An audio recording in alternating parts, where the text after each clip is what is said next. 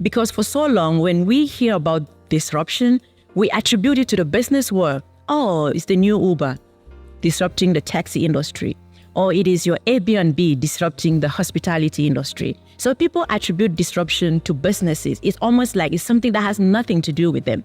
But the question I want people to ask is, if these new business models are disrupting the marketplace, what about the people who are part of that marketplace? Because if you are not doing something in a marketplace that is constantly evolving and changing, if you remain the same, it therefore means that there's a mismatch. The market is going in one direction and you are going in one direction. And that is where a lot of people find themselves. They think that technology is for a specific industry, or that these top conversations around disruption is only for businesses. Yeah. But individuals, people as well, need to be able to disrupt themselves. So the disruption that my book is addressing is not entirely about business disruption, but personal disruption. Because if you realize your industry is not going to survive technology, it's time to jump ship. If you realize that the degree you're currently pursuing in school is not going to be relevant for the marketplace, it is time to abandon it, perhaps do a 6-month course, or go for something more relevant. So these are the questions that I wanted people to ask so that they can be able to disrupt themselves. Because like I said, if you don't disrupt yourself, you will be disrupted. There is no neutral ground.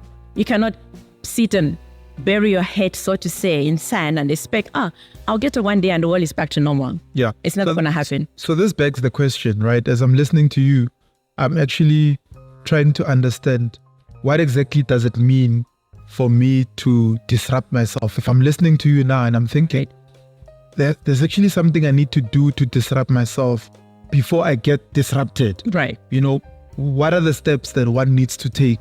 And what exactly should I look at to realize that I might actually get disrupted here? Right. And the second question then becomes, is there a way you could have seen that you were about to be disrupted yourself when you were in that space where you're being retrenched? First of all, ask yourself the question, how is technology affecting my industry, whatever industry you are? How is technology impacting my industry? How is technology impacting my profession?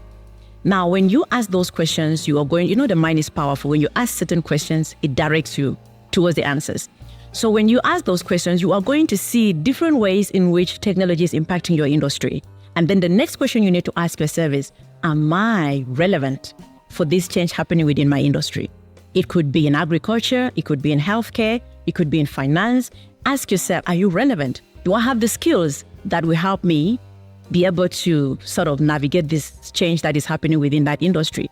And if you don't, if you realize you are not relevant, you don't have the skills, then that's time to do something about it. And whatever you do after that, that's essentially you disrupting yourself.